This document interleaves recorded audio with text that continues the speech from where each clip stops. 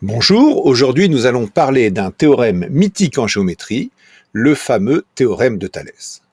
Alors le théorème de Thalès, c'est avant tout un théorème, et comme tous les théorèmes, avant de pouvoir être appliqué, il faut vérifier certaines conditions. Alors ces conditions en mathématiques portent un nom très spécifique, il s'agit des hypothèses.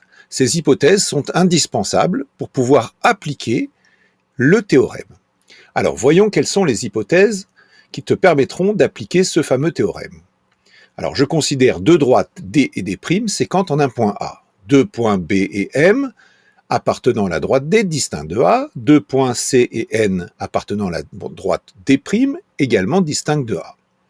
Je dois rajouter une autre condition qui est indispensable, c'est que les droites MN et BC devront absolument être parallèles. S'il n'y a pas de parallélisme, tu ne pourras pas appliquer le théorème de Thalès. Alors, dans ces conditions, tu peux affirmer que les rapports AM sur AB, AN sur AC, eh bien, ces trois rapports sont égaux. Alors, cela correspond de manière générale à trois configurations et on va s'intéresser à ces trois configurations. Alors, voyons la première. Voilà. J'ai une droite D séquente en un point A, M et B deux points de la droite D, N et C deux points de la droite D'. Les droites MN et BC sont bien parallèles, je suis bien dans le cas d'une configuration de Thalès. Passons au cas numéro 2. Alors il n'est pas bien différent, j'ai toujours mes droites D et D' séquentes en A, j'ai toujours mes points B et M qui appartiennent à la droite D, C et N qui appartiennent à la droite D', et les droites MN et BC sont à nouveau parallèles, donc les hypothèses sont également vérifiées dans cette configuration-là. Enfin, la troisième configuration, c'est celle que l'on appelle souvent la configuration du papillon de Thalès. Alors pourquoi papillon ? Ça ressemble vaguement à un papillon. Donc à nouveau mes droites D et D' sont séquentes en un point A, B appartient à la droite D, M appartient à la droite D, C et N appartiennent à la droite D', et les droites MN et BC sont parallèles, donc toutes les hypothèses sont à nouveau vérifiées et je peux appliquer ce fameux théorème dans cette configuration également. Alors, si l'on y regarde d'un petit peu plus près, dans ces trois configurations, eh bien à chaque fois j'ai deux triangles, les triangles AMN et les triangles ABC, dans les trois cas. Eh bien je vais les isoler. Alors voilà la première configuration, en rouge le triangle ABC, en vert le triangle AMN, pour chacune des trois configurations. Je vais les faire pivoter, de façon à les avoir sur un même plan, et je remarque que ces triangles sont un petit peu spécifiques. Alors, on va observer d'un petit peu plus près ce qui se passe. Il se passe que, en réalité, ce triangle AMN est soit un agrandissement, soit une réduction du triangle ABC. Alors, par exemple, pour le cas numéro 1, AMN est une réduction du triangle ABC.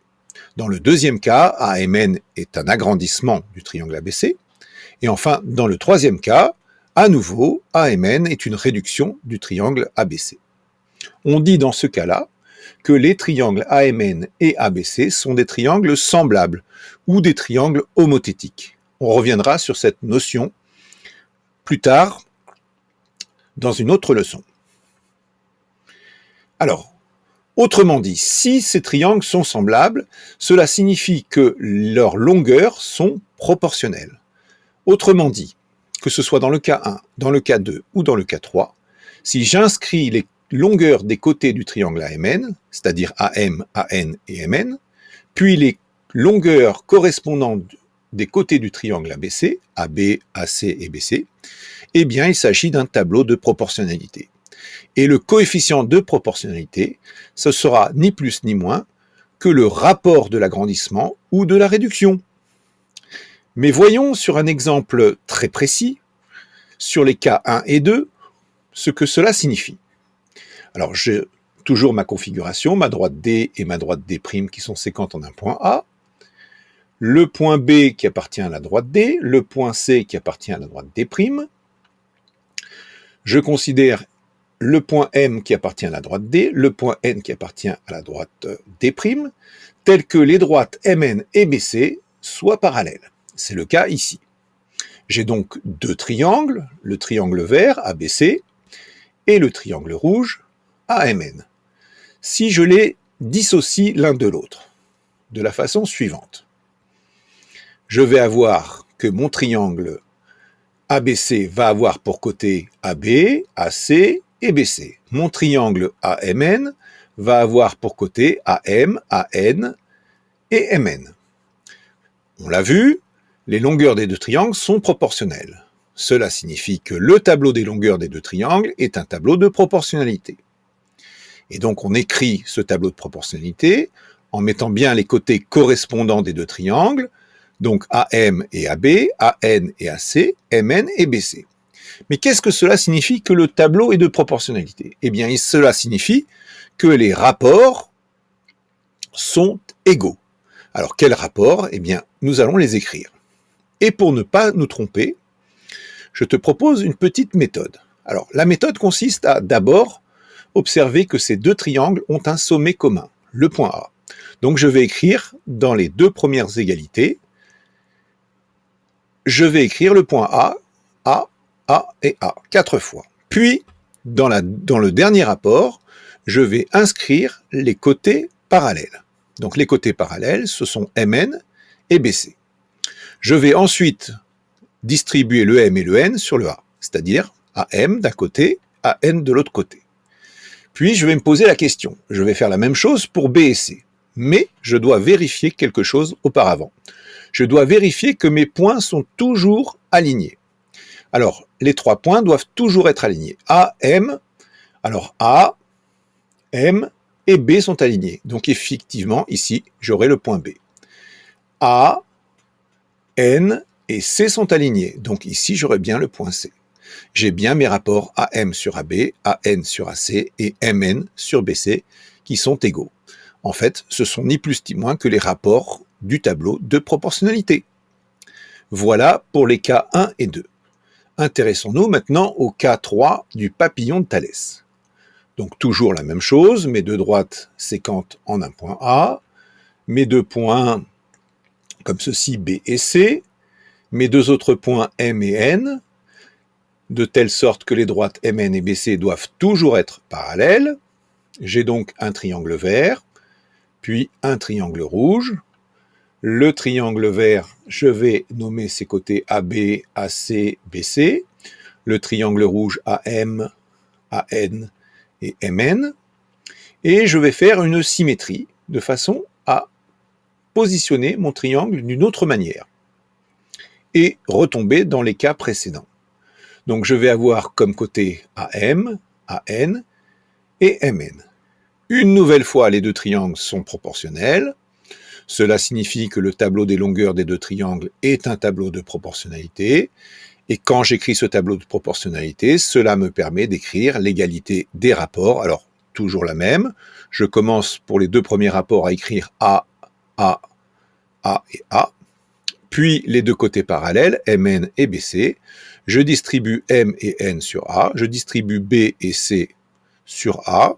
Et j'obtiens bien 3 rapports AM sur AB, AN sur AC et MN sur BC qui sont à nouveau égaux. Voilà. Voilà tout simplement comment appliquer simplement le théorème de Thalès. Alors maintenant, je te propose sur un exemple très précis de regarder comment rédiger un exercice concernant ce fameux théorème. Donc, je considère 3 points E, D, F, comme ceci. Je considère deux droites parallèles, donc les droites OP et EF, qui sont parallèles. J'ai donc deux triangles, à nouveau, le triangle vert qui sera le triangle DF, le triangle rouge qui sera le triangle DOP. On sait que DO fait 6 cm, on sait que OE fait 9 cm, on sait que OP fait 5 cm, et on nous demande de déterminer la mesure X du segment EF. Donc, le filtre à appliquer dans ce cas-là est le suivant. Donc, je te propose d'apprendre cette rédaction par cœur. Les triangles DOP et DEF de sommet commun D sont tels que O appartient au segment DE, P appartient au segment DF. De plus, les droites OP et EF sont parallèles.